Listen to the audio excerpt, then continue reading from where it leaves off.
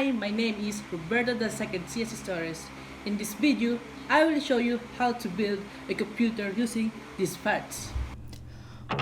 What is the benefits building your own computer? Una, makakamura ka if buy parts ang bibili mo sa PC mo.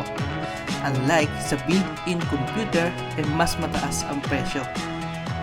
Pangalawa, you can explore every computer box para malaman mo kung available ka mag-upgrade or not. We all know na personal computer is pwede mag-upgrade but it depends on capability of hardware. Kagaya na pag-upgrade mo ng RAM, if yung board mo nasa old version and bumili ka ng modern version ng RAM, ang slot hindi magpipit from sa motherboard. So yun, let's start.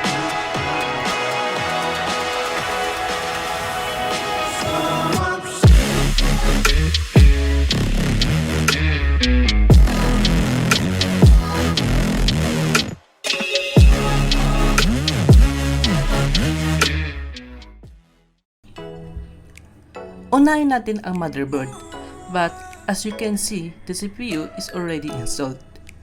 At tip for installation sa CPU, dapat saktong-sakto ang paglalagay mo sa slot. Kung hindi, masisira ang gold pin sa CPU at pag nasira ito, hindi na magagana ang CPU mo. O maaaring magkaroon ng short circuit dahil maaaring magdikit or mabend yung gold pins sa pagkabe.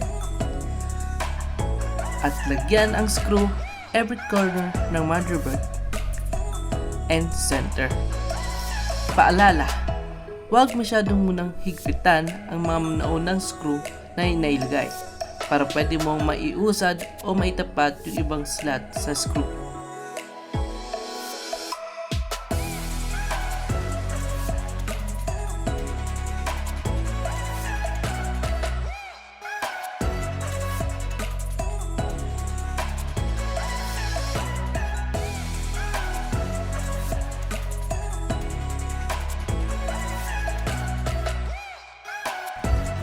The next is the power supply.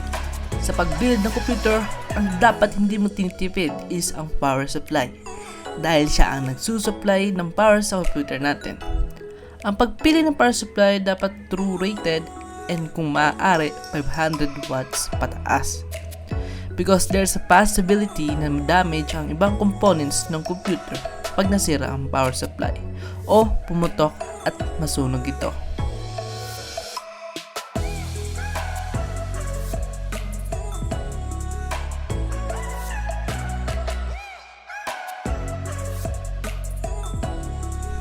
Next, connect the power supply cables to motherboard. Una, check ang board kung 8-pin or 4-pin slot ito because this ATX pin is for CPU power. Madalas makikita ito around CPU. Sa mga latest board, usually is 8-pin ATX cables. The next, connect the 24-pin ATX power sa motherboard.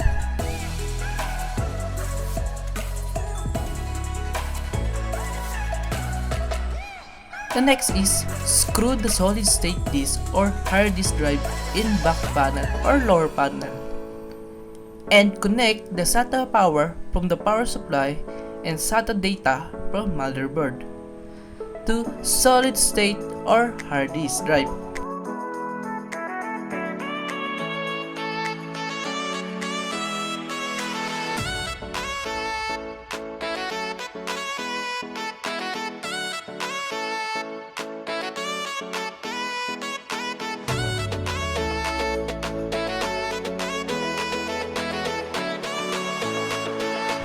First, lagyan ng thermal paste ang ibabaw ng CPU.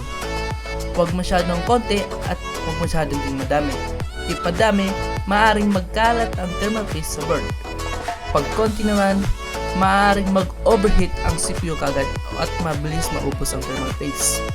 The next, ilagay ang CPU pan, then connect ang power connector nito sa motherboard. May kita ang mga pins and slot ng power nito around lang din sa CPU.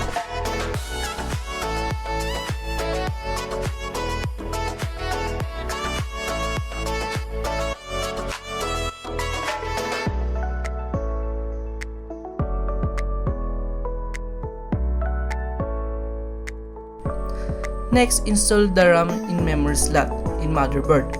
Make sure na open ang lock nito both side and fit and sakto ang slot ang pagkapit dahil maaaring masira ang RAM pag pinilit at hindi fit ito. Next, install the GPU but remove the back panel of chassis to screw the GPU case.